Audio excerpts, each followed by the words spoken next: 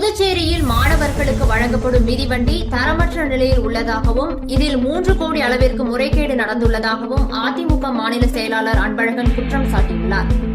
புதுச்சேரி ஆதிதிராவிடர் மற்றும் பழங்குடியினர் நலத்துறை மூலம் ஆதிதிராவிட இன மக்களுக்கு வழங்கப்படும் உயர்த்தப்பட்ட திருமண உதவித் தொகையை தட்டாஞ்சாவடி தொகுதி பயனாளிகளுக்கு முதலமைச்சர் ரங்கசாமி வழங்கினார்.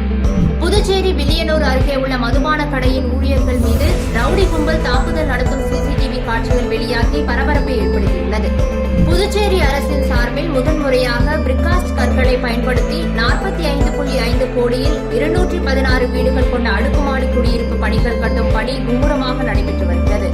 புதுச்சேரியில் நிலம் வாங்கி தருவதாக கூறி 16 லட்சம் ரூபாய் மோசடி செய்த வழக்கில் தந்தை மகளுக்கு 3 ஆண்டுகள் சிறை தண்டனையும் அபராதமும் விதித்து புதுச்சேரி நீதிமன்றம் தீர்ப்பளித்துள்ளது.